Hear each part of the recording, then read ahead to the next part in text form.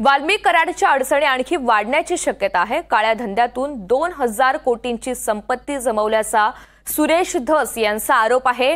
एनडीटीव्हीला दिलेल्या एक्सक्लुझिव्ह मुलाखतीत धस यांनी या संदर्भातली माहिती दिली आहे।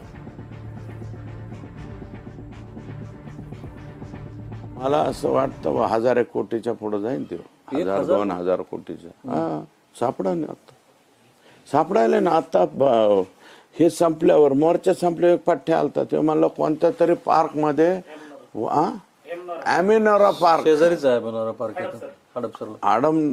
हडपसरचा अॅमिनोरा पार्क मध्ये तो पोरगा जाडीवाला पोरगा म्हणला अख्खा फ्लोर वाल्मिक अण्णाच्या ड्रायव्हरच्या नावावर आहे आत्ता म्हणला आत्ता। मग आता हे वाल्मिकचं काय बाबा हे प्रतिनिधी मोहसिन शेख आपल्याला या सगळ्या संदर्भात अधिकची माहिती सविस्तरपणे देणार आहेत। मोहसिन, वाल्मिक कराडच्या अडचणी आणखी वाढण्याची शक्यता आहे। सुरेश धस यांनी काही आरोप केलेले आहेत, या संदर्भात काय सविस्तर माहिती?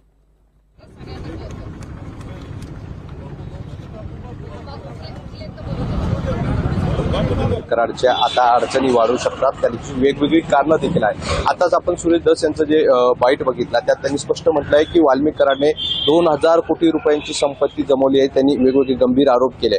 सोबतच आज सकाळी अंजली दमनिया यांनी देखील एक ट्विट केलंय ज्यात त्यांनी वाल्मिक कराडने कशा पद्धतीने वाईन शॉप जे आहेत तर बनवले आहे, मिळवले आहेत, ते थाटले आहेत, याचं सगळे काही कागदपत्र पुरावे देखील त्यांनी सादर केलेले आहे। असं असताना एवढे गंभीर आरोप होत असतात, त्यामुळे वाल्मिक कराडच्या अडचणीत आणखी वाढ होणार आहे। या सगळ्या गोष्टींची जर चौकशी झाली तर वाल्मिक कराडच्या अडचणी वाढू शकतात। सोबतच खंडणी प्रकरणातील जो आरोपी आहे चाटे म्हणून त्याने देखील पोलीस कोठडीत एक जबाब दिलेला आहे की मी ज्या पद्धतीने त्या पवन कंपनी शक्तीच्या मॅनेजरला धमकी देण्यात आली होती खंडणीत, तो फोन मीच लावून दिला होता वाल्मिक कराडांना असं त्याने कबुली दिलेली आहे। त्यामुळे त्या देखील वाल्मिक कराडांची अडचण वाढू शकते। त्यामुळे ह्या तिन्ही गोष्टी लक्षात घेतल्या वाल्मिक कराड हा चांगलाच अडचणीत येऊ शकतो। आणि सुरेश धस यांनी ज्या पद्धतीने आरोप केले आहेत 2000 कोटी रुपयांची मालमत्ता आहे, तो प्लॉट किती कुठे आहे, या सगळ्या गोष्टी देखील त्यांनी सांगितल्या आहे।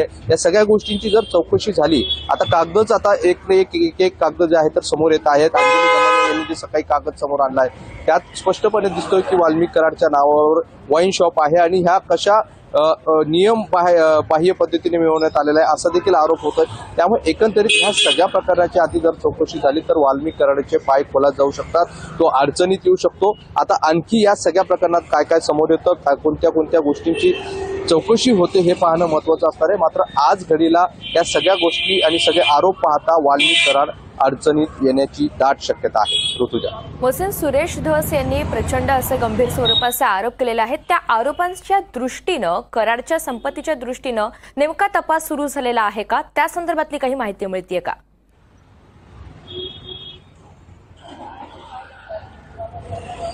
आता जर आपण बघितलं तर खंडणी प्रकरणात वाल्मिक कराडला अटक करण्यात आलेली आहे। मात्र जेव्हा न्यायालयात त्याला हजर करण्यात आलं त्यावेळेस सीआयडीने एवढं हे देखील म्हटलं होतं की या सगळ्या प्रकरणातील आरोपी जे आहे खंडणीतले यांचा संबंध कुठेतरी खून प्रकरणाशी आहे आणि त्यामुळे तपास करतो इथपर्यंत हा वाल्मिक कराड अडकलेला आहे। आता त्याच्या प्रॉपर्टीबद्दल जे आरोप होत आहेत तर याची कागद देखील यायला सुरुवात झालेली आहे। आता अंजली दमनिया यांनी जे कागद समोर आणले ते आता मुख्यमंत्र्यांकडे देतात का किंवा गृह विभागाकडे चौकशीला देतात का, किंवा आणखी ह्या सगळ्या प्रकरणात कागद बाहेर आल्यावर नक्कीच वाल्मिक कराडची अडचण वाढू शकते। कारण आपण बघितलं तर बीड असेल, परळी असेल, अनेक मुख्याच्या जागेवर वाल्मिक कराडच्या जमिनी असल्याचा आरोप करण्यात आला होता। काही कागद देखील यापूर्वी देखील अंजली दमन यांनी जाहीर केले होते की कारखान्यांमध्ये असतील किंवा मुख्याच्या जागेवर वाल्मिक कराडने कशा जमिनी मिळाल्या याची अजून तरी तपासणी म्हणजे अधिकृतरित्या चौकशी सुरू झाल्याची माहिती मिळत नाहीये।